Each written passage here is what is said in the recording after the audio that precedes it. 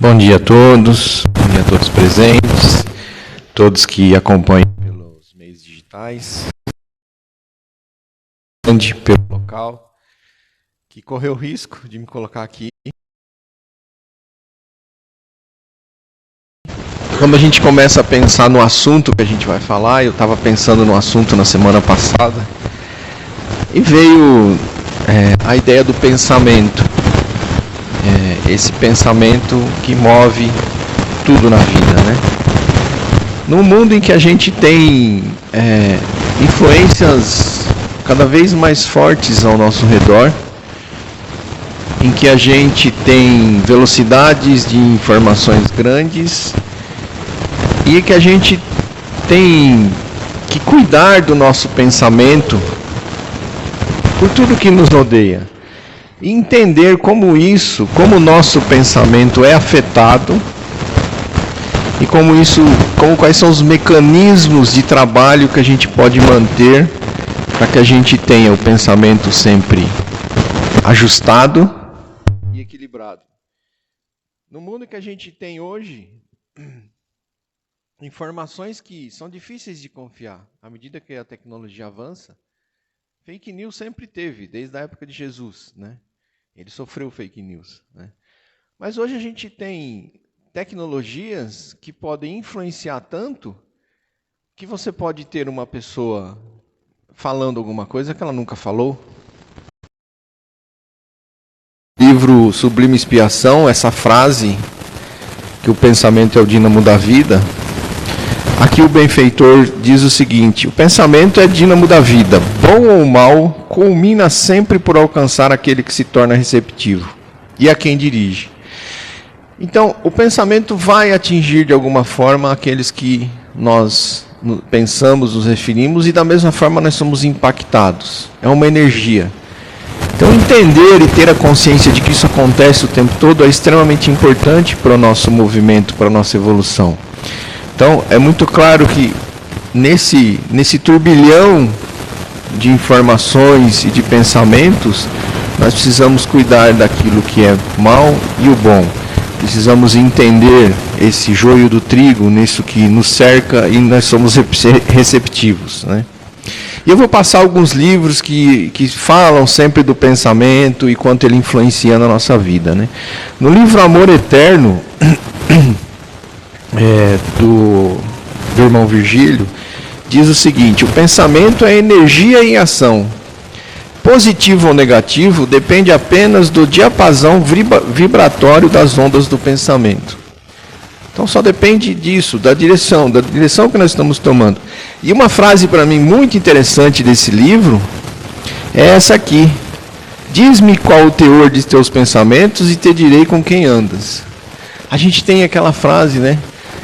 Diz-me com quem andas, que direi quem tu és. Aqui, a espiritualidade está nos dizendo: diz qual o teor do teu pensamento, que te direi com quem andas. Do ponto de vista espiritual, principalmente.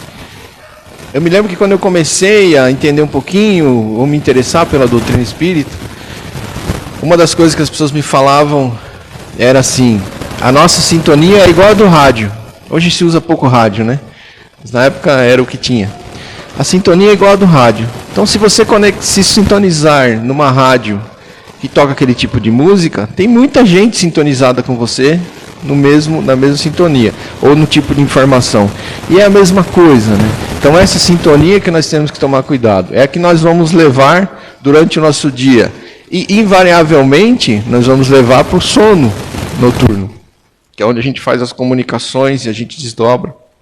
Então, dependendo do que a gente absorve no dia, ou as portas que nós deixamos abertas, boas ou más, nós vamos levar isso para um outro momento. A gente vai marcando na nossa agenda do dia com quem a gente vai se encontrar à noite, né? Então, precisa ter muito cuidado com isso, né? No livro Libertação, diz o seguinte: onde colocamos o pensamento, aí se desenvolverá a própria vida. Então a gente está colocando o nosso pensamento aonde? Na fraternidade, no trabalho de auxílio, em conquistas de bens materiais. Onde a gente está colocando? Onde nós estamos dirigindo o nosso pensamento? É para isso que vai nos direcionando. Então esse é o movimento que a gente precisa entender. E uma das coisas que eu acho importante a gente começar a discutir um pouco, é o quanto o pensamento nos afeta a saúde e o equilíbrio. Isso é citado em várias literaturas, o quanto isso é muito atuante para nós. No livro Os Anjos de Jade, que é uma colônia espiritual, um livro muito interessante, diz o seguinte: um pensamento negativo eventualmente provoca o início de um ciclo de enfermidades físicas e espirituais. Então, um pensamento pode gerar um ciclo de enfermidades. Nesse caso, a origem das doenças está na conduta mental do enfermo, que estabelece ligação fluídica com as sombras e cria uma sintonia com espíritos malignos. Esse, por sua vez, o mantém nesse estado. Então, um pensamento abre a porta para uma série de fatores e pode trazer uma doença física. E nós vamos ver mais para frente quanto isso é citado. E aí, essa ligação acaba acontecendo, né? E a dificuldade para se livrar disso é extrema. Já no livro Terra e o Céu, nós temos a seguinte afirmação: a percentagem quase total das enfermidades humanas guarda sua origem no psiquismo. Olha que coisa, a percentagem quase total vem disso. Não à toa, Joana de Ângeles dedicou vários livros a esses estudos, né? Esse tema, porque de fato a origem parte daí. Quando a gente lê isso, começa a entender, né, o quanto isso nos afeta e o quanto isso tem afetado a humanidade como um todo, né? Indo mais adiante, no outro livro, No Mundo Maior, né, mais um dos livros aí da série do André Luiz, tem um momento aqui que ele está acompanhando uma pessoa com obsessão e com grave já transtornos mentais ali, né, nos pensamentos. Ele diz o seguinte, olha que sério isso, né? Torturantes pensamentos se lhe interchocavam no cérebro enfermo. Vibrações pesadas, caracterizando-os pela cor muito escura, desciam-lhe da fronte e fixavam-se no aparelho respiratório. Então, os pensamentos obscuros criavam vibrações, isso se transformava em matéria escura, que descia aqui da fronte para o aparelho respiratório, afetava o corpo, né? E na sequência ele diz o seguinte: notei, porém, que esse material oriundo da mente perturbada, imprimindo-se no mecanismo fisiológico, era assimilado pelo sangue, que ao seu turno o restituía ao cérebro físico, acumulando em todas as zonas deste. Então, um pensamento escuro para o sangue, consciência que isso causa, como isso causa e como isso pelos benfeitores espirituais aqui na literatura. Num outro a gente tem aqui: não há órgãos em harmonia sem pensamentos equilibrados, nos domínios da mediunidade, né? Então, se eu não tiver os pensamentos equilibrados, eu vou ter dificuldade com os meus órgãos, vou ter dificuldade na minha vida, na minha saúde, do ponto de vista material, né? Do ponto de vista orgânico. Então, todos citam de alguma forma essa situação que ela acontece. Então, se a gente não cuidar, não tiver um momento de consciência, de trazer aquilo que nos afeta para a consciência e falar, opa, isso aqui está nos afetando, a gente começa a ter dificuldade. No livro Evolução em Dois Mundos, né, mais uma das obras do André, se refletem no perispírito.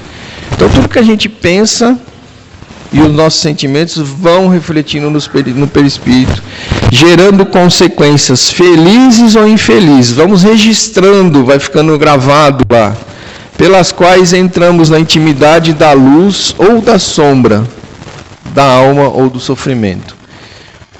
Então a gente começa a entender o que a gente começa a levar daqui até como para a próxima existência? O que a gente está registrando nele?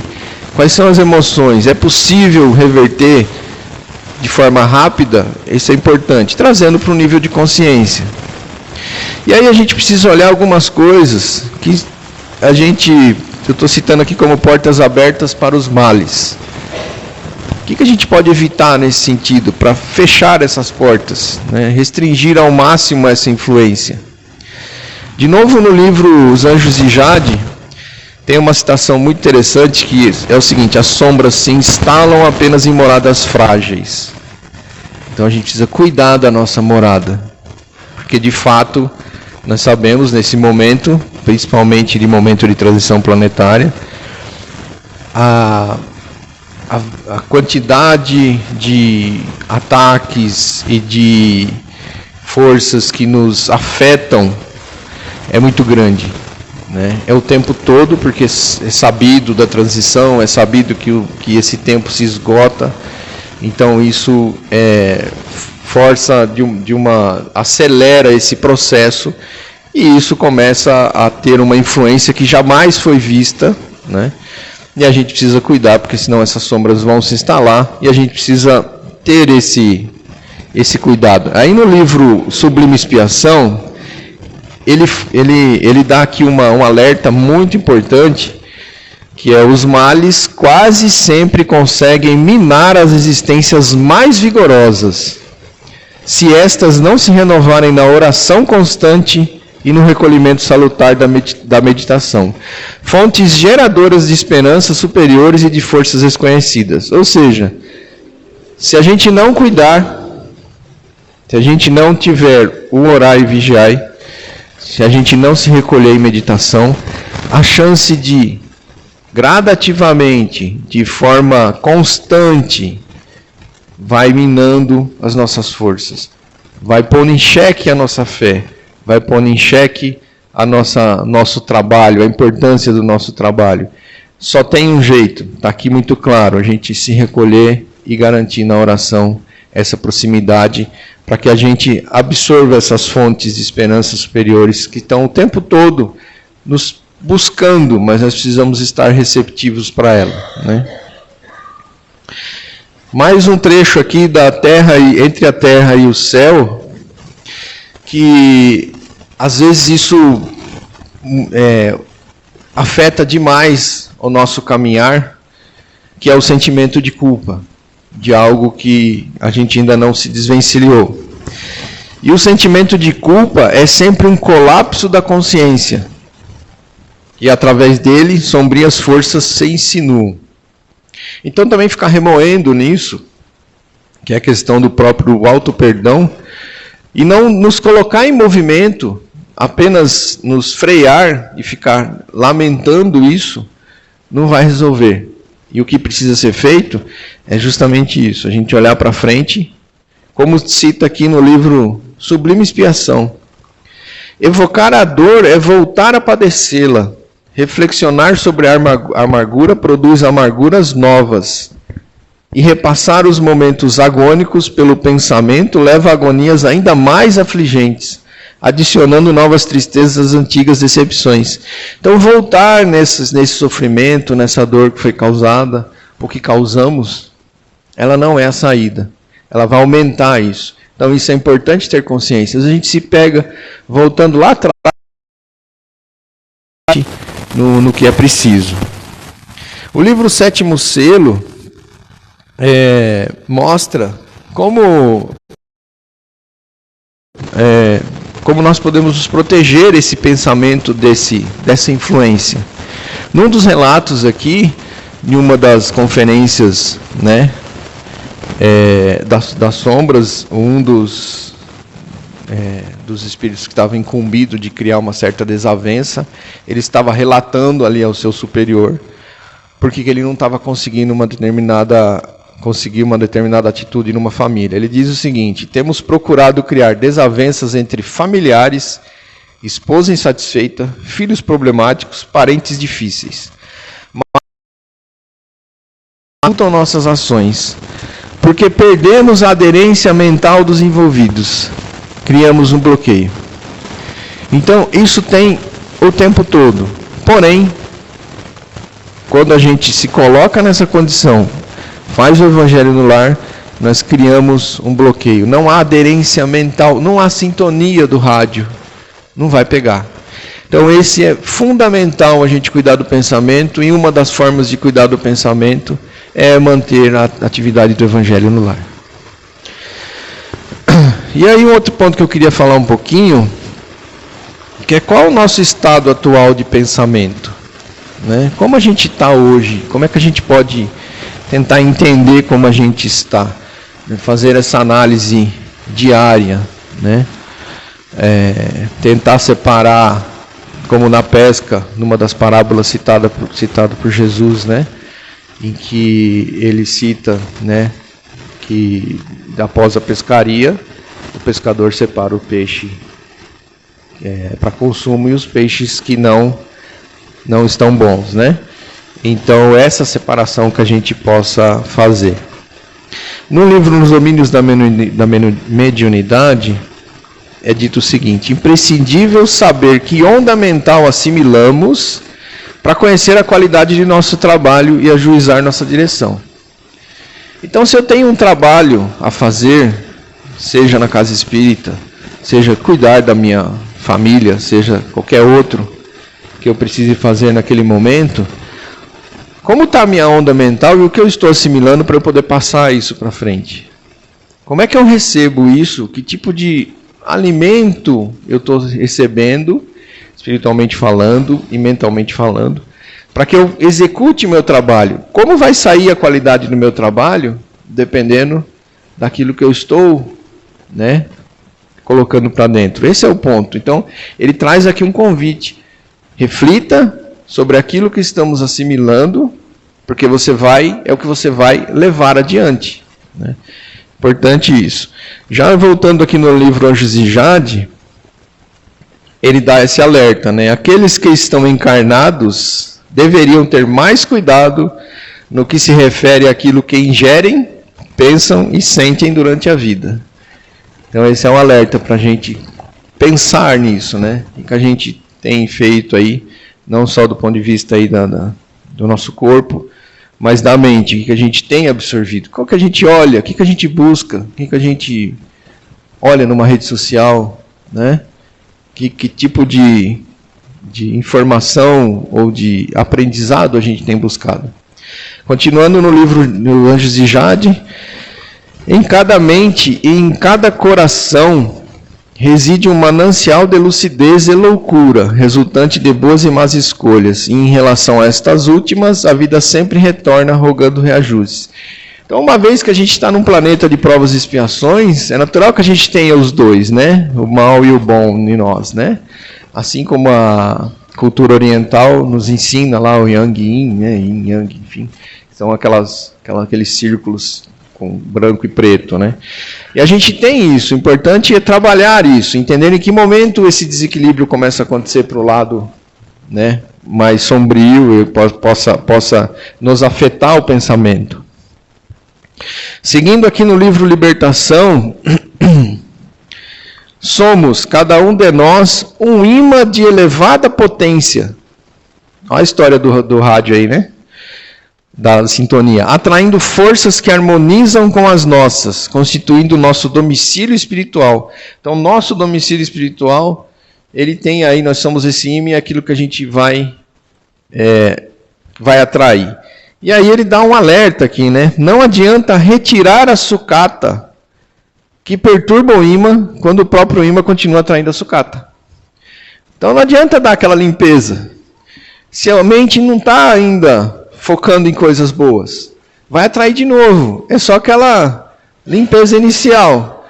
Mas a origem de tudo não está sendo combatida. Só está limpando e vai voltar a ter, né? Então é um alerta interessante do livro Libertação. Entre a Terra e o Céu, no outro livro, ele diz o seguinte aí nessa parte da gente, o que a nossa mente traça para a nossa vida, né? Na mente reside o comando, a consciência traça o destino. O corpo reflete a alma. Toda agregação da matéria obedece aos impulsos do espírito. Nossos pensamentos fabricam as formas que nós utilizamos na vida. Que nós utilizamos na vida. Então é isso, a gente pensa, aquilo vai virar uma criação de alguma coisa, e isso nós vamos utilizar na nossa vida. Mantendo no mesmo livro, ele diz o seguinte, essa parte eu acho bem interessante. Nossa posição mental determina o peso específico no nosso envoltório espiritual. Consequentemente, o habitat que lhe compete. Mero problema de vibração, mero problema de padrão vibratório. Por que estamos aqui encarnados? Por que temos um corpo físico? Porque esse peso específico do nosso corpo está relacionado ao nosso padrão vibratório. Melhore o padrão vibratório, que vai mudar, né, o corpo físico, enfim. Ou seja, são